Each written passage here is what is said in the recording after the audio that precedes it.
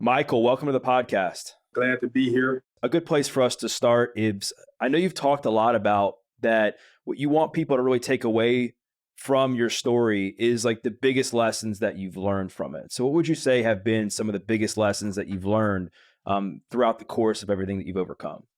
Some of the biggest lessons I've learned and overcame, and what I want people to take from my story is, I guess, one of the number one things is probably perseverance and understanding that everybody's going to struggle, everybody's going to have obstacles, but it's about how you handle those obstacles and how you go through that adversity. And the person that comes out on the other side is the most important. And obviously, I've been through a lot, all my life. My back has been against the wall, and even in recent times. So, I think what we all must understand and what my story tells is you can not have a foundation, you cannot have stability, uh, independence. You can not have so many tools that others are blessed with, but with the right mindset and the right frame of mind, you can overcome and you can get to the places where you want to be in life. I think that's the most important thing that kept me going every day and to help me persevere and get to reach my goals and get out the dumps into a life of where I could sustain and be somewhat comfortable and not have to go through the many struggles, but also having an understanding of where I came from and the sense of helping others. And so you mentioned perseverance, which obviously I think is very important when trying to overcome adversity. You've had your back against the wall a lot in your life. You talked about like your mindset and everything like that. What kind of things would you tell yourself when you were going through something hard and you couldn't see like any light in front of you? You couldn't see the end in sight. Like everything around you just seemed to be falling apart. I think I think you can put in your mind whatever you want your future to be. I think, and it's not tangible in those moments, but if you can imagine, if you place that plan, if you've seen something that someone on TV or someone has accomplished something, whoever it may be, I think for me, the biggest thing that I uh, did, I got lost in what I was doing. I got lost in the process. I got lost in winning every day, making sure I became a champion every day. And I didn't see a light at the end of the tunnel. I didn't see anything positive around me. So I just stayed within my imagination. And, what I told myself every day, as long as I was uh, going to school, as long as I wasn't getting it being a problem or a statistic, I just kept within my imagination. And I knew as days went on, time went on, doing everything right every day, I figured that I would eventually, as I aged, as days, I would eventually get to what I was thinking, and it'll become tangible for me. That was my main mindset because I didn't have anybody going to work. I didn't have anybody to tell me to go to school. I wasn't comfortable until my first day I walked on a college campus because I didn't know where my next meal was going to come from. I didn't know that I was going to have a consistent place to stay until my first day on campus. And when I walked across the campus of the University of Mississippi, uh, that's when I felt free. That's when all the baggage fell off. So in that process, it was dark times. Everything around you is, man, the very worst. So I think you got to get lost in those days. It's kind of like a training camp. After a certain couple days, you forget what day it is. You forget if it's Monday, Tuesday, what year it is. You just gonna. I don't know if you ever seen Jumanji, one of my favorite movies, when Robert Williams, he came out the jungle. He was like, "What day is it?" You know, as training camp, and that's how you got to go about life. And you just got to get lost in it, and once you get there, you can see the light, and then all the baggage will fall off, and you'll become free.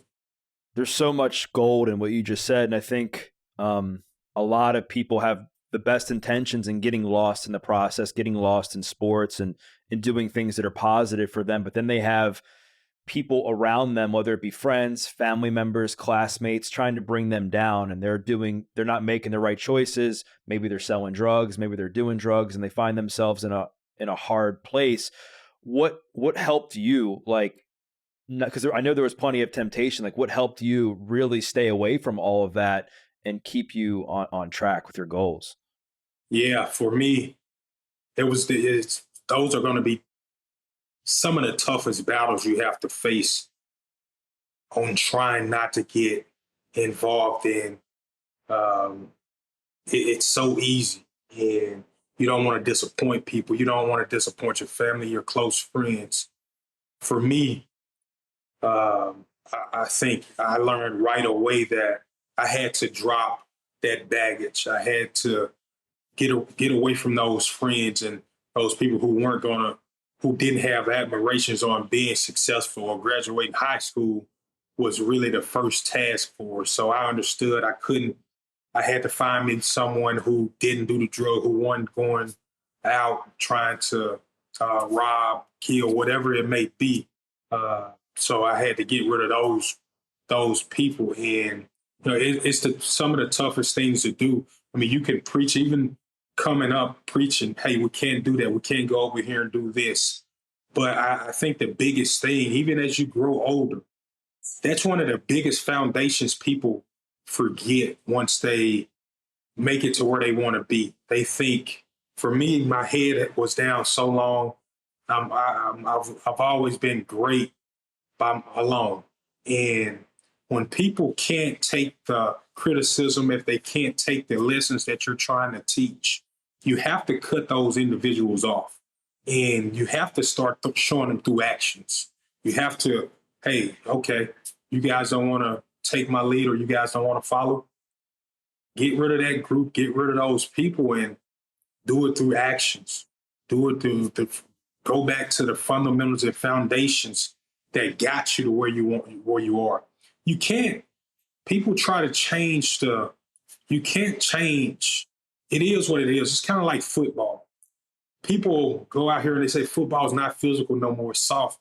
Hey, in those trenches, that defensive line, that offensive line, I can promise you, it'll never not be physical. They say it's a passing league. It's not. No, the game of football is always going to be. You're going to always win up front, and that's the foundation. Cutting people off, getting back to the foundation, getting back to what got you to that point, getting back to you've been running a football all year, and all of a sudden you want to get to the playoffs and throw the ball. No, that throwing and running the ball, that's going to win you a championship. So you got to keep and do what got you to those points. And, if no one's trying to understand those foundations, you have to get rid of that group and show them through actions. Amen to that. And a lot of people who are listening to this or watching this, or just I think people in general, they may only know your story from the movie The Blind Side, but from what I understand, there's some differences between that and how you actually grew up. So if somebody like ran into you at a store, at a coffee shop, and had a few minutes with you, how would you describe what your upbringing was actually like, and what you went through, and how you were as a person, et cetera? I think The Blind Side, it only could show so much, but for me, I was homeless from the time I was 3 years old, and felt homeless and deprived of a lot of things up until, like I said, I walked on college campus. The Blind Side, at the end of the day, it's a great story that inspired so many people. But in reality, I needed a mentor or someone to help me when I was 10 years old, because from 3 years old to 10 years old, I was homeless in and out of shelters, foster care, and on the streets by myself for a year and a half, just trying to survive. So I didn't really start this journey until I was about 12. So from 3 to 12 years old, it was a lot of struggle. It was a lot of heartache. But with that comes, you learn so much, and that's when the journey really started. I need a routine already at 12 years old, and I started to go to school on my own. I started to do everything on my own. And the blind side, it basically that's my senior year of high school when I moved in with the Tui family. So, and I was an All American and 18 years old, and just had already been through a whirlwind of so many different circumstances. So, but at the end of the day, it is inspiring. It has given so many people hope, and it's my story, and it's a great story. As far as how it impacted um, you and your NFL career, I know the movie kind of came out towards the beginning of your NFL career, and that became like more of the focus other than you as a football player. Like how did it positively impact all of that? And then how has it negatively impacted your career? It's I was an offensive lineman, so I've always said, offensive linemen they don't want to be known. They just want to go about their work, get their job done, and just have a good time with their teammates. So being a lineman, everyone knows you can be a good player. You've been in Baltimore this whole time, so obviously you probably if I do one thing wrong, you're probably one of the people that said, "Oh man, it's Mike Oher again." Not knowing that I'm one of I was a good solid player, but once everything else is magnified, if you do one thing, it becomes a negative. So you just have to stay mentally involved. You have to just go out and continue to try to do what, like I said, get back to the foundation, being a football player. That's all I ever wanted to be, was a football player, because I understood what got me to out the jungle, and man, just out of all those hard times. So, that's the foundation, being a football player. Negativity, negative. I mean, I think what it did was gave me a great platform.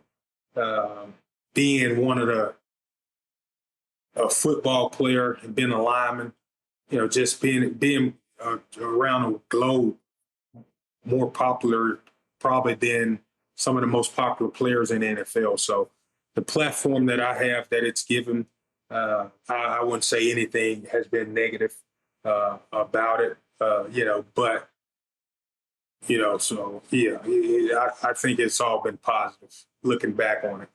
Gotcha. And I know one of the things that you talk about in your new book, when your back's against the wall, is like not being a victim. And I know it would have been really easy for you to fall into or stay into that victim mindset, given your circumstances, given your upbringing. I mean, you just described your life from 3 to 12 years old and how painful it was. How did you avoid staying stuck in that victim mindset? When you're on the streets from that for that long as a kid, for me, I saw so many drug addicts. I saw so much crime. You already understand by when I start this journey at 12, 13, you understand that, man, you're a lot more mature than what the average 12-year-old is. So I understood that it's not anyone else's fault but mine, because at 5, 6, 7 years old, you know right from wrong. You know not to do drugs already, because everyone's making fun of drug addicts. And I wasn't going to blame anything on anyone but myself, because when you're around zombies, drug addicts, all that, they're not in their right minds. So when you're in your right mind at such a young age, you understand which route to go, and everything else when I looked in that mirror, I was gonna. I told myself everything is on you. It's on you if you want to be successful, and it's not on anyone else. Because I understood no one was going to save me but me. I mean, I can't go out and cry and go out and play this victim role when no one's gonna care. No one. I understood the people around me didn't have the ability to help a victim. They can't steer you in any direction. You have to go to school on your own. You get kids dropping out of school at 9, 10 years old. So you know not to do that. So I wasn't going to be a victim. I wasn't going to play that role because I understood if I played this victim role, I was going to end up in a worse situation than I already was in. So for me, it was to be positive, to go out and do the total opposite what everyone else was doing around me. It's no time to eat. I don't care where you are. If you're playing this victim mentality, have this victim mentality, you're just going to be in a worse situation than what you're in already. So I understood that so many other people had their own problems. They were struggling, and everyone needed help. So it's no one there to help a victim.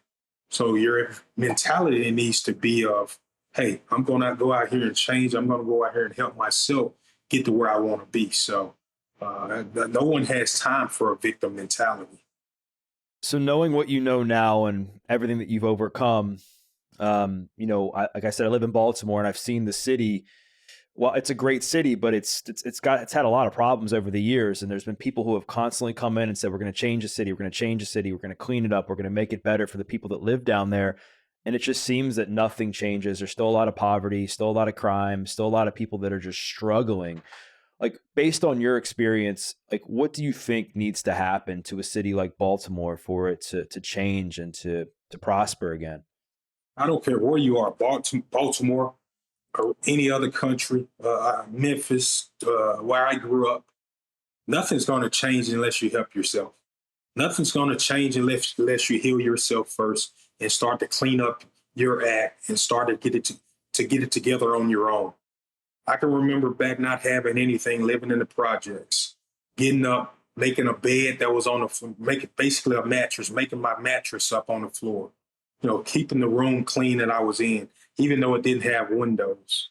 No, you can't, people can't help you if you're not trying to help yourself and heal yourself first. You got to meet people halfway. That's what I've always done.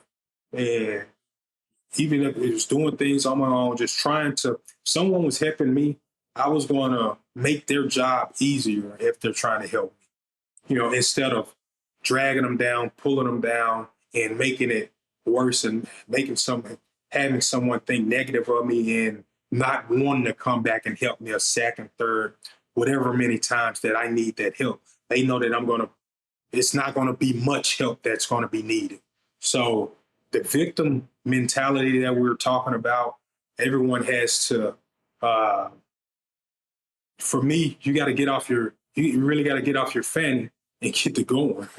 You got to get off and you can't, yes, some people need a little help, but you can't expect. And if you do that, if you keep encouraging that mentality, that's going to be your problem. That's going to be the issue. And time has told us that right there, that you have to meet people halfway and you have to help and heal yourself first before we can fix this entirety of the entire problem that we're dealing with. You mentioned that you have to take care of yourself, heal yourself, work on yourself, and meet people halfway. Obviously, the Tui family was very instrumental in really like kind of helping you out and taking you in during a time in your life. And I know you also had some other mentors along the way. Who was somebody before you met the Tuies, before you got to high school, that was just instrumental as a mentor, as a role model for you while you were growing up? One of the first, man by the name of Tony Henderson. He was a guy, he had basketball. He had basketball teams, had football teams. And he was the first person who, basically took me to, I guess, to get me into organized sports. And that's when it started to change for me on the avenue that I thought that was going to take me to where I needed to go. So that's why I try to tell people, I don't care who you are, just spending an hour a week with a kid, with a youth, a disadvantaged youth, just, I don't care what it is, pouring into someone mentally and just letting them know it's going to be okay. If you do this every day, you're going to reap whatever seed that you're putting out. Your reward will be here in this amount of time. So just to be around someone who's uh, seen some success and to make it easier on that young person mentally, because I knew I needed earlier than 14, 15 years old. Uh, Good thing that I stuck with it and uh, kept down the right path, but not so many others aren't as fortunate. Was there ever a time during your childhood that you thought that you felt confident that things were going to work out for you and that you were going to make it? Or did you just assume that it was going to be up to you and you had to keep putting in the work and like things were always going to be a challenge for you? I was in the mindset that I knew the challenges was there. Didn't know when things were going to happen. My mindset was to be consistent every day.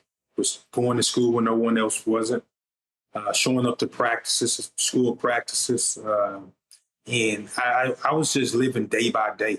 To be honest, I honestly was living day by day. I had it. I would say I would think about you're on the court, basketball court, with your friends playing basketball.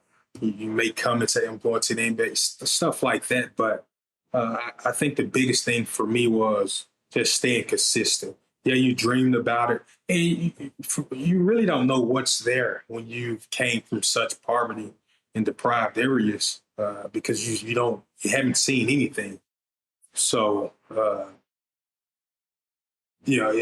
I really was taking it one day at a time.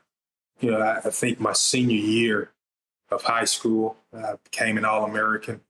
I was an All-American, and that's when I really thought that, hey, something might be there down the line if I continue to do what I'm doing. And things started to change right there mentally on the success that I thought that I would have. You've achieved and overcome so much personally and professionally. What are you most proud of? I'm probably most. It's a lot there. You've gone through so much. Achieving, just graduating high school was a big deal. Getting to that point right there. Um, Going to college, huge, monumental thing for me and a lot of people from where I'm from. NFL first round, being an author, New York Times bestselling author, winning the Super Bowl. Um, you're so many things. I think probably the number one thing for me is it's going to go back to, family. Something that I really never had, a family on my own. I never had anyone, a father like myself, to show me what's right from wrong or to be there to work me out, go out, take me to different places, and just to have someone there uh, like me. I am what I am to my family and my kids. I think that's the number one thing that I'm most proud of is that my family that I've created, and that I know that's dependent on me to be that leader, to be that role model. So many of us kids like me growing up disadvantaged, they need that role model. They need that mentor. I think about it all the time when I'm doing things. I wish I had that. I would have been so much better mentally, so much better physically. So man, it's a great thing, and I think winning at life uh, and not the entertainment business and not sports, having showing the youth, showing your kids and that next generation. You put a price on everything else, but the one that's most important is priceless. So How is your experience as a kid and your childhood and everything you went through? How has that like shaped who you are as a dad and the way that you raise your kids and the way that you raise your family? I think the most important thing is nothing. It's nothing special. It's not too hard, not too special. The biggest thing, it's simple stuff, man. The life is simple. It should. I just do the things that I didn't see, or I'm doing the things I know not to do, and that I didn't things that I wanted as a kid, things that I wish I had. So, um, I think it's great. I don't like talking on it too much. I don't like.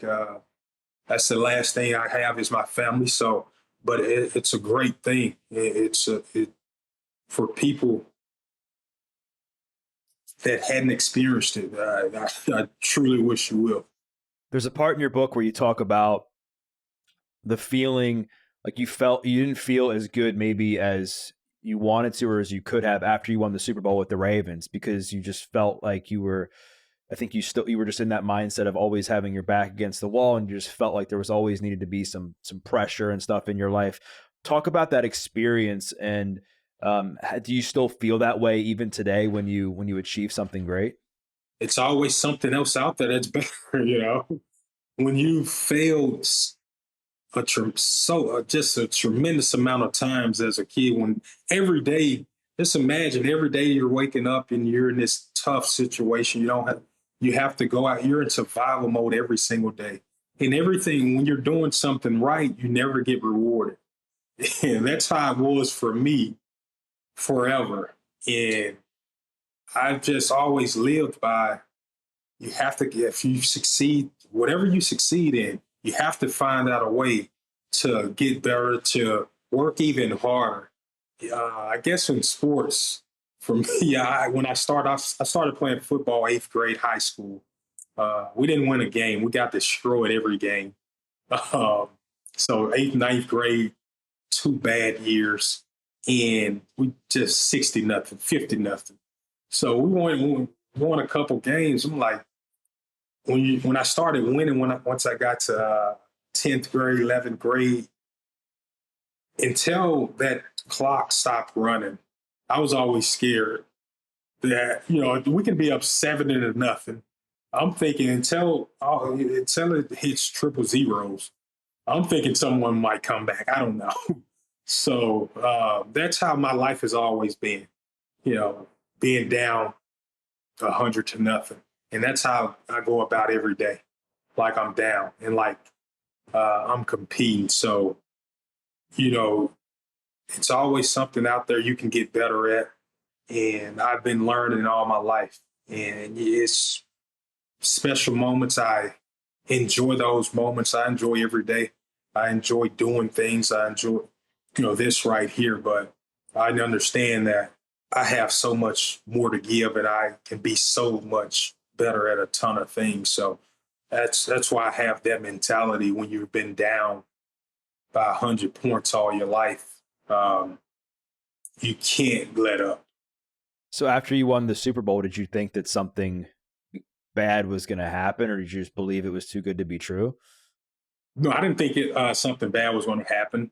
I think I enjoyed the moment uh, just as much as anyone. I mean, that's something that I've been chasing all my life, and football is something that I love probably more than anybody in its world. I can't wait till Saturdays and Sundays, but it's like I said, when you've failed so much, you reach that pinnacle and you start to wonder, hey, what's next? What can I do better? How can we get back to this moment? Uh, like you just said, is it true? Is it real? You can't believe it. You probably never will. Probably never will. Uh, that's just, it just goes back to the way that I grew up and the way that things like that just doesn't happen to people like me.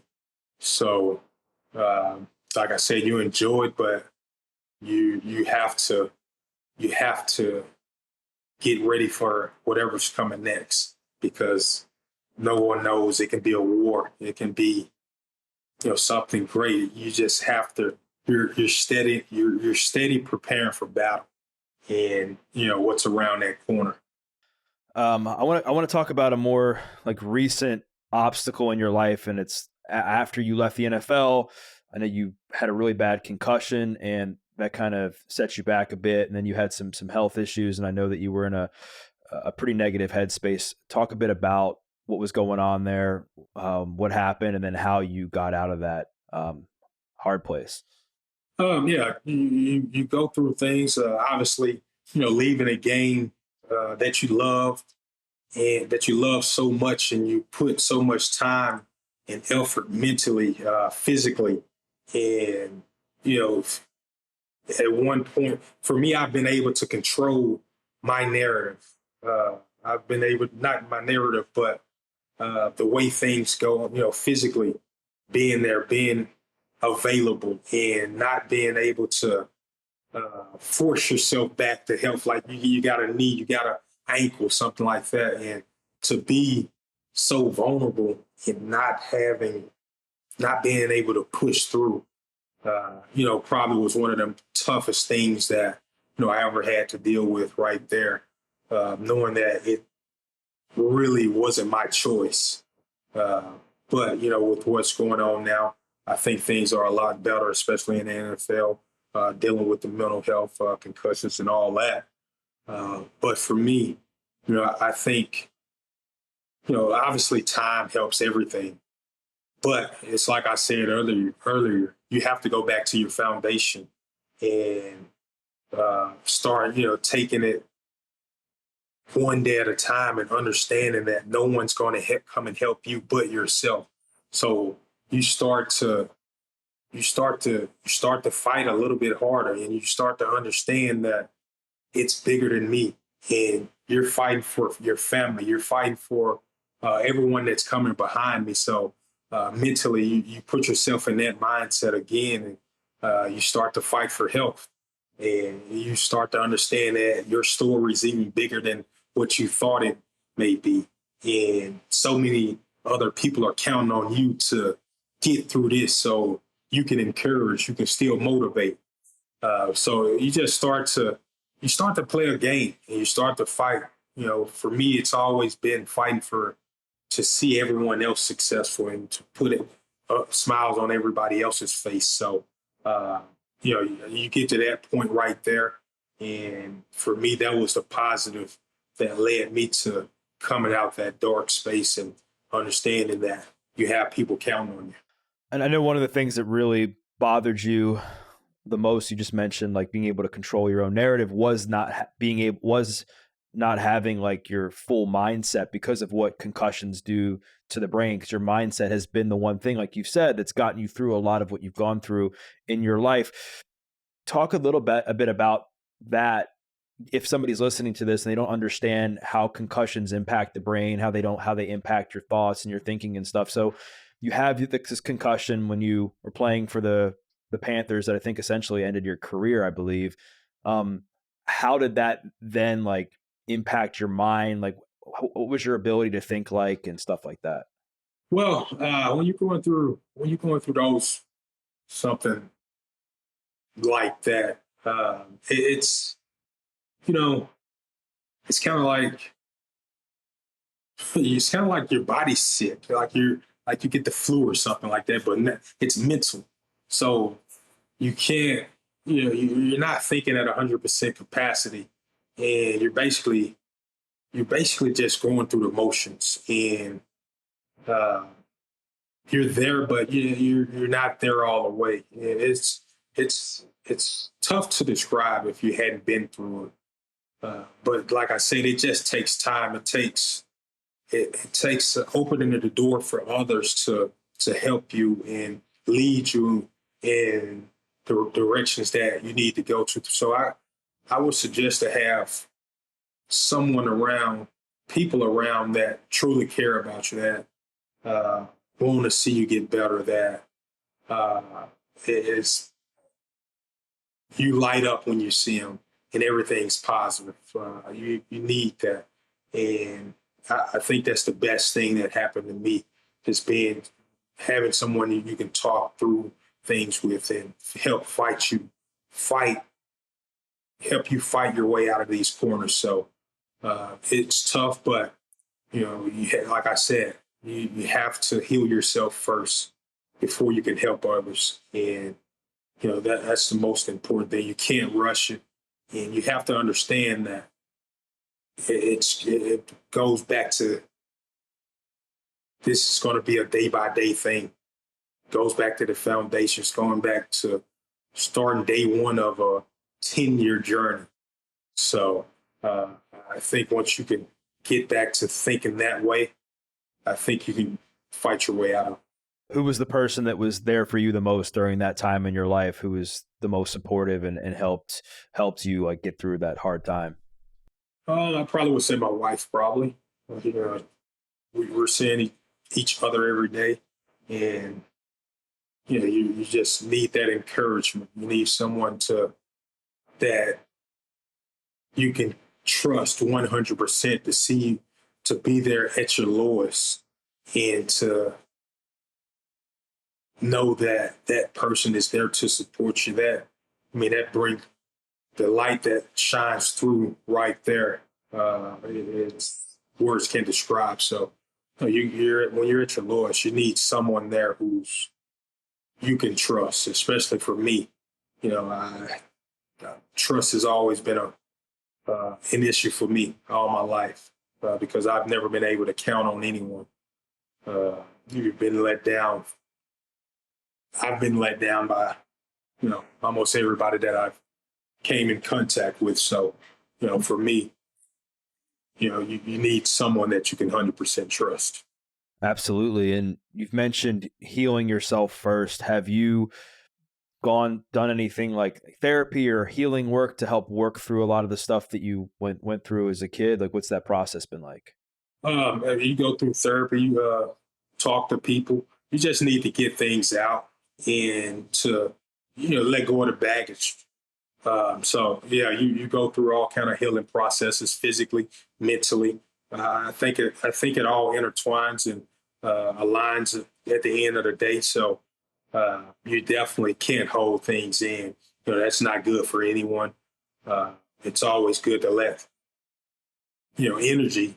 It's a real thing. So you always need that positive energy, and that's what I'm always chasing nowadays. Is being around people who, when they see you, uh, they light up, and when you see these people, you light up. So it's all about energy, and the negative energy, it's no good for anyone. Keeping it in, and it's just not a real thing. What have been a few things that have helped you like get rid of a lot of the negative energy in your life other than being around positive people? Um, I think that's it. Having a great circle. If your circle's not better than you need to get a new one. That's just the bottom line right there. But for me, it's about seeing other people succeed, seeing other people happy, seeing other people reach their goals. That gets me excited. That gets me pumped up, and I think that's always been the biggest thing for me. Once when I see that, when I'm pouring into others, and to see people hit their goals, and uh, accomplish the things that they want to accomplish.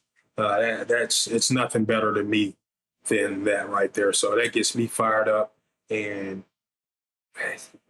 happy every day. Seeing people that I know succeed. Paying it forward is super important. I know one of the things that's really helped you kind of transition out of the NFL into what you're doing now is your foundation and giving back. Talk a bit about like what you're doing to give back to others, your foundation. I think people would appreciate hearing about that. Yeah, that's the Oher Foundation. It's very important to me, and like I said earlier, inspiring the next generation for me. Now it's chasing greatness. That's what I'm doing now. And through my foundation, basically what I'm doing is coming into young people's lives, disadvantaged youth lives, younger than when I got to high school. So giving them the opportunities and uh, the tools to be successful through education, through mentorship, through community uh, and education, mentorship, community. That's what changed my life. And I went to a private school. So for me, that's what I feel that's what helped take me to where I took me to where I wanted to go. And what I do is I play the scholarship for these young people coming from eighth grade to ninth grade. And I put a mentor staff coordinator inside the school for these kids, so they can have someone to talk to, so they can have a mentor to show them and teach them about life, real life skills, financial literacy, everything that I wish I had when I was eighth, ninth grade. So hopefully, we can partner with Lipscomb Academy, Lipscomb University in Nashville, and hoping to branch off and go into other cities. But yeah, it's a program that I think that will change young people's lives, and we're not just there to have a program or a backpack drive. We're going to be in these kids' lives their entire high school career and be there for them as long as they meet us halfway, and going to getting good grades, character, and everything else, and doing their due diligence as well. So That's incredible. So do you think that like part of what needs to happen in order to change situations like the ones that you grew up in is not only take the person taking care of themselves, meeting the mentor, the person or people around them halfway, but also getting these kids into a good school system where they have mentorship and people around them that can help guide them along the way? I mean, it's simple. You're only going to be what you're around every day. Uh, for me, that's when it changed. For me, I can remember the day that my mentality changed. I didn't want to be at war every day. I wanted to be around other like-minded people. I wanted to be comfortable. I wanted to be around people who wanted a future. I wanted to go to college.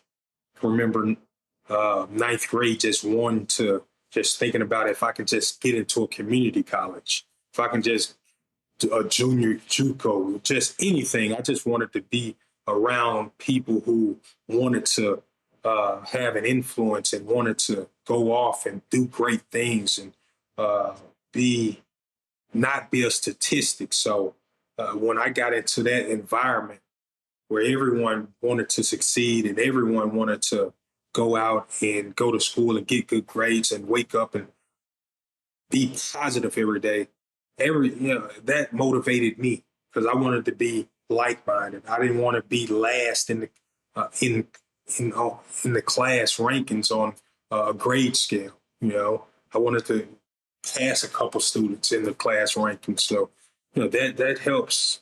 I mean, that's what it's all about, the mentality, seeing different things and understand that it's bigger and better things out there rather than what we're doing every day. I think changing the environment and people pouring into you breeds success. Two more questions for you really quick. First one is, do you still keep in touch with the Tui family? Relationships. We have relationships. They're there. But right. For me, it's about with the book that I'm doing right now. I think a lot of other people have gotten credit for a lot of things that I've done. For me, what I'm trying to preach with this book here is showing these young people from these disadvantaged backgrounds to understand that you know you can be independent, you can have stability, and you can work your way out of the environments that you're in without being having someone come and save you and get you to where you want to be. So that's what we're preaching. I think it's an incredible message to just give people hope that nobody's coming to save you, nobody's coming to rescue you. Like you said, like it's on the person to do what they can to find stability, stay disciplined, remain optimistic, and take care of themselves to be able to get out of a tough situation. Last question. I'm a big Ravens fan. What are your thoughts really quickly on the upcoming season? We got Lamar coming back. Do you think the Ravens look good this season? I'm a big Raven fan. My son's a big Raven fan. I just I hope that they can go back to the foundation that they had, for years, and that's that rough, downhill style of play football. Uh, you know, that's just what I'm hoping. Watching the last few years, I think philosophy has gone astray a little bit, but I understand that it's due to other things as well. But I think this year they get back to those old philosophies. A lot of guys was hurt the last couple of years as well. So I think everybody get back healthy, and we go back to that foundational uh, Raven style of play that's been there since '96. So if they can get back there, I mean, the sky's the limit with the weapons that they've. I just thought about that actually. The weapons they bring it in on offense. It's guys shouldn't have to block for long with Lamar, and guys catching and getting open fairly quickly. So you don't have to block forever, and I think you see some success this year.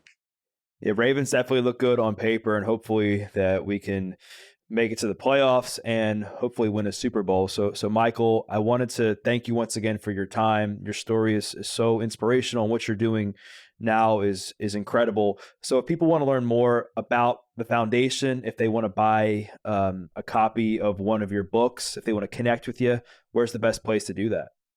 You can pre-order When Your Back's Against the Wall on Amazon.com and OrFoundation.org. You can go donate, reach out, and see how you can help the foundation and the generations behind us. Well, I'll be sure to include the links to that stuff in the show notes. And for those listening, what I invite you to do is to share a takeaway. We talked so much about Michael's story. We talked about what helped him persevere and get through everything. We talked about the lessons learned. We talked about what he's doing now. We covered so much. So be sure to share your biggest takeaway and tag Michael on social media and tag myself, because we'd love to hear your feedback. And we once again thank you for listening to this episode of The Adversity Advantage. I'm your host, Doug Bopst, and we'll see you next time.